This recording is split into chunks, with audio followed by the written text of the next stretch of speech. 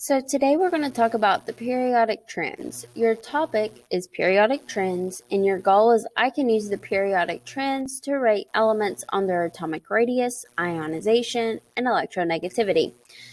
So in order to reach this goal, we need to figure out what those words mean and what a periodic trend is. Well, the first one we're going to talk about is an atomic radius. It is the distance from the nucleus to the outermost electron, or basically it's the size of an atom. So for here, as you go down the periodic table, it increases because the atom gets bigger. But as you go across, it actually becomes smaller because the charges hold the atom together.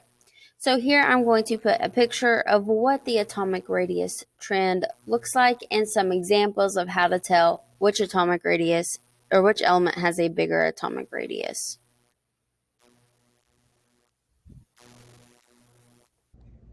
So the first periodic trend we're going to talk about is atomic radius. So as you go down the periodic table, your atomic radius gets bigger. As you go across towards the left, your atomic radius gets bigger.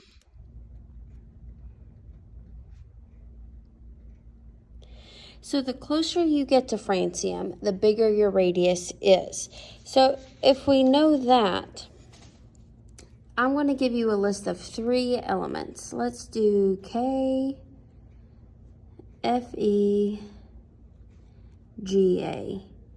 And we want to go from the smallest radius to the biggest.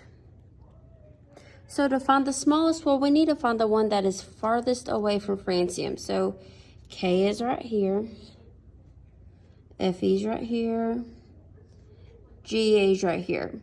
So the one farthest away from francium will have the smallest radius. So in this case, that would be gallium. The one in the middle would be iron, or Fe, and the one with the biggest radius would be K. So the closer you get to francium, the bigger the radius will be.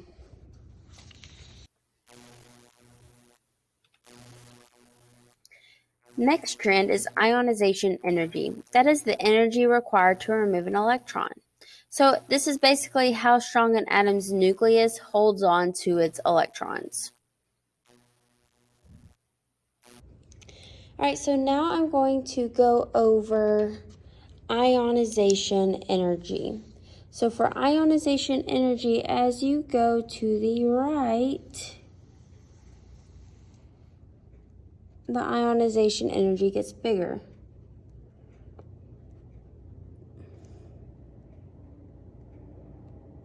As you go up, your ionization energy gets bigger.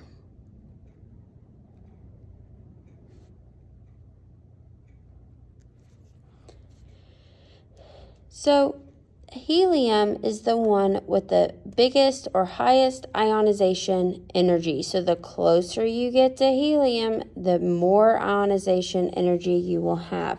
So if we look at chlorine, calcium, and aluminum.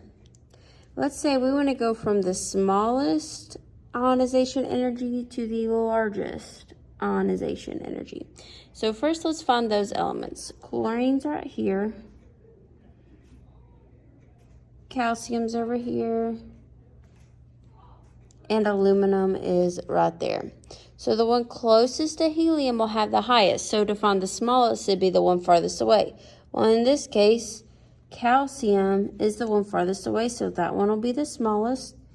The one in the middle is aluminum, and the one closest is chlorine. So chlorine will have the largest or the highest ionization energy. So here I'm going to put a little clip of me showing the ionization trend and how to tell if something has a stronger ionization energy. That brings us to the last trend, which is electronegativity. That is the relative ability of its atoms to attract electrons in a chemical bond. So you also need to know as you go down, noble gases have no electronegativity value because they rarely bond due to them already be heavy.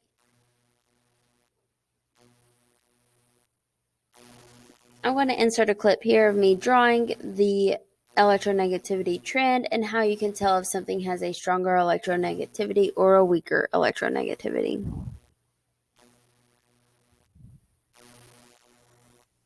So now I'm going to go over electronegativity. So for electronegativity, let's do blue. As it goes to the right, it gets larger.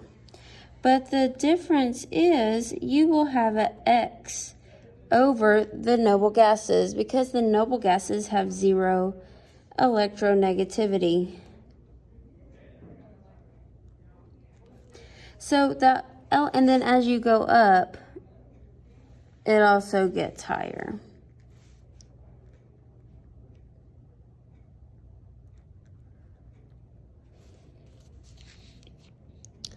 So fluorine will be the one with the highest electronegativity because noble gases have none. So here, I'm going to list 3 elements. Let's do Y, Ne, and N. So the smallest to the largest. And this is for electronegativity. So the closer you get to fluorine, the higher the electronegativity. If it's a noble gas, it will automatically be the smallest. So let's find these elements. So Y is right there. Ne is right here. And N is right there. Ne, that is a noble gas. Since there's an X over it, it's automatically going to be our smallest. Okay, it doesn't matter how far the other elements are. If you have a noble gas, it will always be the smallest. So now we'll find the second one farthest away from fluorine, which is Y. So that would be in your middle. And then nitrogen is the one closest to fluorine. That's not a noble gas. So that is how you would rank for electronegativity. Here is what you will be labeling the arrows on your digital notebook practice page, and then you will have several problems just like what we did here where you rank them from smallest to largest based off of these trends. If you have any questions about this, please let me know. I will be happy to help you.